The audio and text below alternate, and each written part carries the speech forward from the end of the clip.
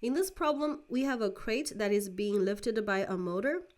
If at this instant the velocity of point P on the cable is 4 meters per second and the speed is increasing at a 2 meters per second squared rate, which means that at this point AP is 2 meters per second squared downwards, we need to determine the power input supplied to the motor. If the motor has an efficiency of 0.75, we can neglect the mass of pulley and cable.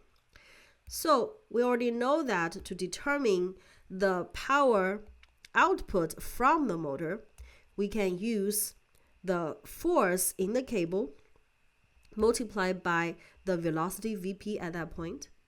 We already know what Vp is.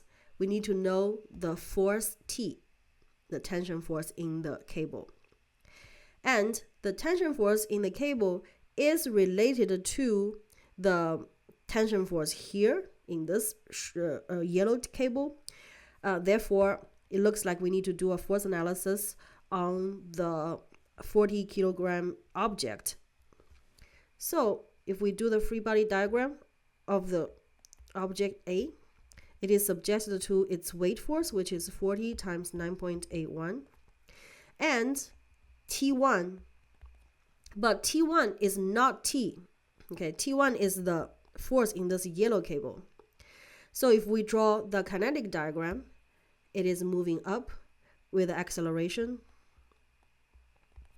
but we do not know what it is yet. However, this AA is related to AP because, again, as you can tell, this is a dependent motion problem. So if we draw our datum to be here and use this position vector to be our SP, that represents the displacement of point P, and we can use this right here to be our SA. So let's do the dependent motion analysis over here. As you can see, SP plus 2 times SA, both of them are variables, by the way, but when SP plus 2 times SA, this actually equals to a constant length. So from here, if we take the time derivative of the entire equation once and twice, we can get to the conclusion that Vp equals to negative 2 times Va, which is actually not used in this problem, but this is important. AP equals to negative 2 times AA. So from here, because AP equals to 2 meters per second squared downwards, we can determine that AA equals to 1 meter per second squared upwards. So now, coming back, we can write our equation of motion. Resultant force along the y direction, up is positive, equals to T1 minus the weight of the object, 40 times 9.81, and that equals to MAAA, which simply equals to 40 times 1. So from here, we can solve for T1, which equals to 432.4 Newton. But how does that help us? Because as I already said, T is not T1. So let me erase these. So now we're going to do a free body diagram of the pulley, of this pulley right here.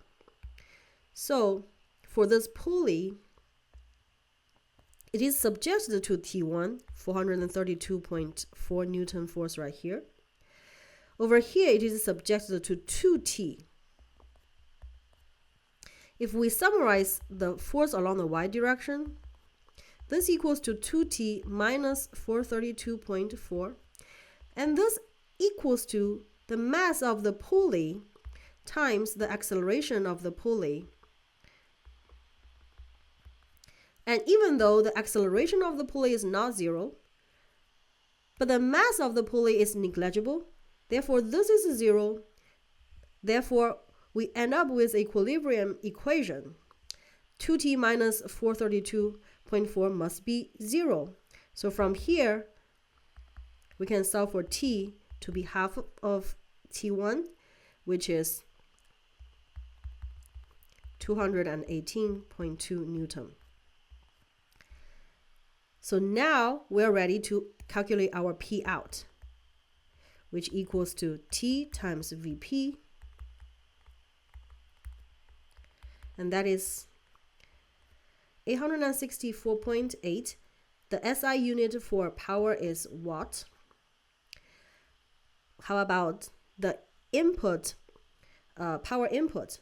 We know that power output equals to power input multiplied by the efficiency. Therefore, power input equals to power output divided by the efficiency, which is 864.8 divided by 0.75. That is 1,153 watt or 1.15 kilowatt.